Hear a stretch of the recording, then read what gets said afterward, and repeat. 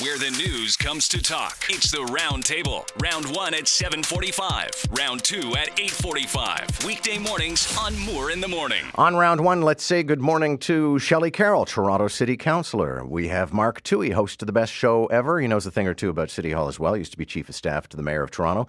David Dole is host of The Rational National on YouTube and of a show on Sunday nights right here on News Talk 10, 9 p.m. Did you give it a fancy name yet? Or is it It's just the David Dole Show. That's the second best show ever. That's what we kind of do around here. Second best show ever after Mark Toohey's. And nothing comes second to Christy Blatchford, who's here from the National Post. Good morning, everybody. Good morning.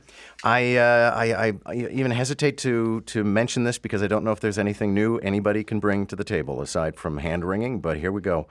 Again, 13 people killed in a mass casualty event, a mass shooting in a bar and grill where a lot of young people were gathered last night. L.A. time, it happened at around 11:20. There are 12 victims and the gunman who is dead, and a police officer is amongst the 12. He arrived on the scene to try to disarm the gunman. But Shelley, you know what? I put mass shootings U.S. 2018 into a search engine. We're pushing 300. Yeah.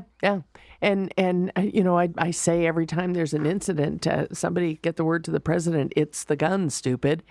But there's something more. At 300, you have to start to ask yourself, we don't even hear the interviews anymore of the neighbor who says, I had no idea anything was wrong. We don't even bother to go out and get that interview. When are we going to start to talk about the very thing we were talking about here in Toronto a couple of weeks ago? How supportive are we of our neighbors? Do we even know our neighbors? Are we supportive of our community? Do we know who's isolated? Because when you get to the point when there are 300 madmen a year doing this, what's going wrong in a community? David Dole, a lot of people, especially that Florida school, the students were very active. This election was supposed to be a referendum on guns. Yeah. Didn't really happen. I noticed that guns weren't as big of an issue this election as I really expected them to be. And when you consider these mass shootings are every other day, this should be the number one focus. I understand healthcare is a big issue as well in the U.S. because they don't have universal healthcare and they should. But guns should be number two at least, if not number one. Mark, did you want to weigh in or we keep moving? Not really. Let's move on. Yeah, it's rinse and There's repeat. nothing to say anymore. That's the scary thing. All right. Let's see. Where do we go now? Oh, you know what? I want to hopscotch around because there's a lot of things to talk about today. But Mark, I'll start with you. Would you be in to getting an electric car if you could drive faster than everybody else? This is in Austria. You're allowed to speed if you're in an electric car. I drive faster than everybody else anyway, John. So, but legally. Yeah. No, but Quelle surprise. It's not so much that it's an interesting story because it raised my eyebrows when I read the headline. Then when you read in, it's what happens there is they've got a speed limit, which is equivalent to 62 miles an hour on a lot of their highways. And I'll point out the fact that we don't have any roadway anywhere in Ontario where you can drive that fast because we're idiots. But 62 miles, what does that work out to in kilometers? 100 kilometers the most, it's 60, right? Okay. So you can't go that fast here by a smidge.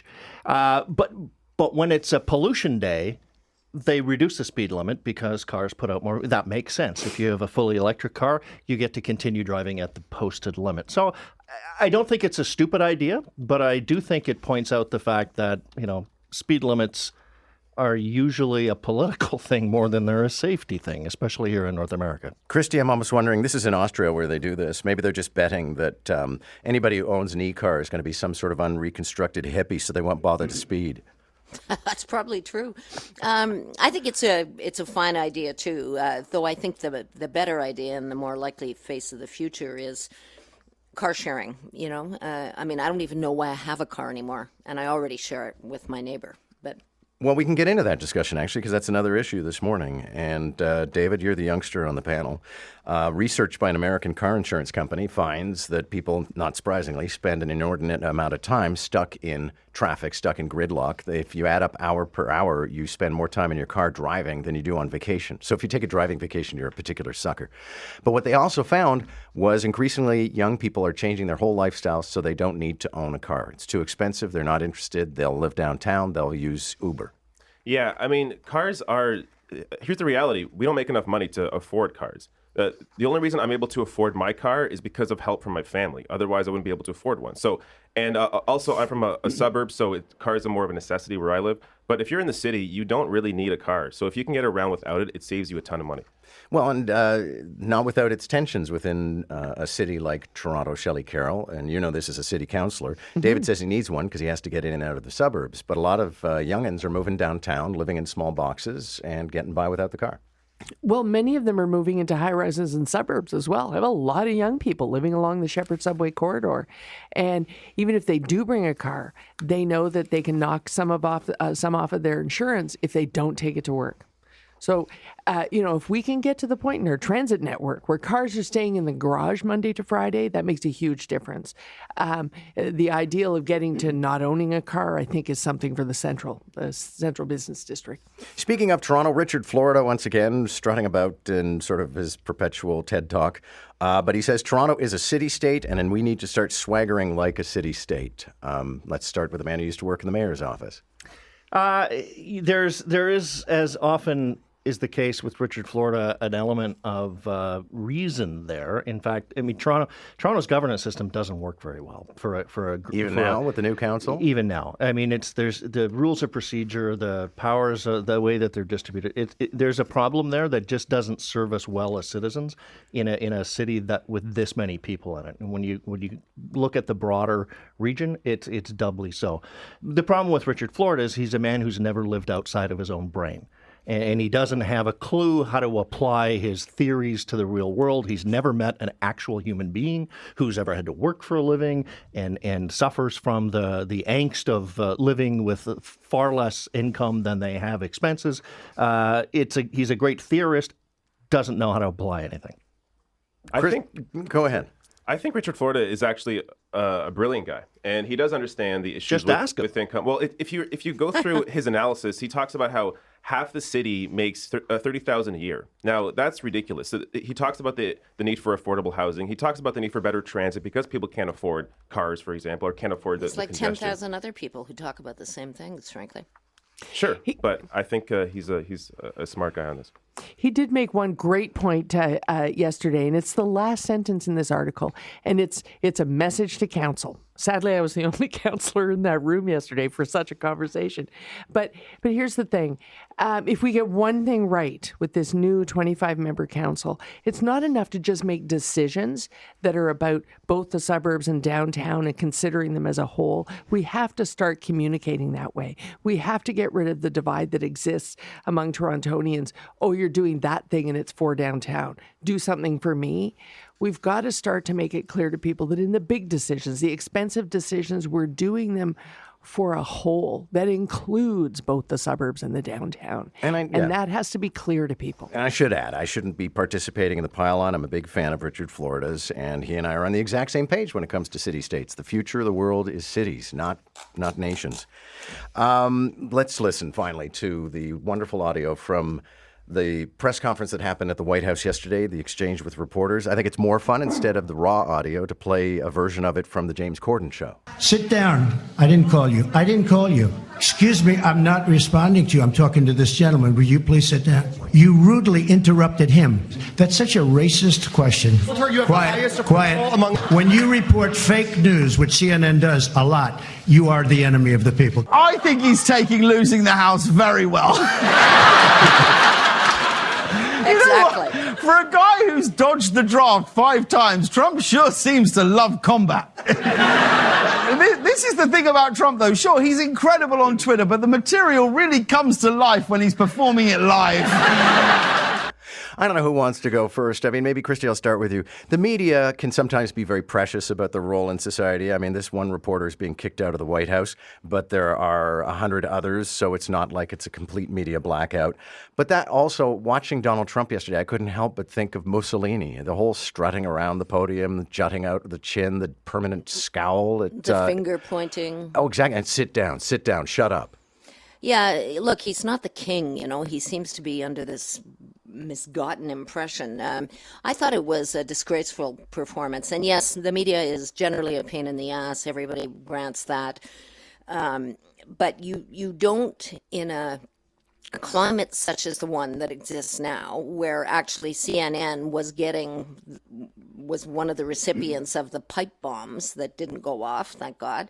You don't say in a nationally televised press scrum, to an individual reporter, you don't say you are the enemy of the people. I mean, I think that was, that was the old dog whistle that Shelley and her colleagues often talk about. That was him saying to his base something, and it was something base. I found the whole thing really quite appalling.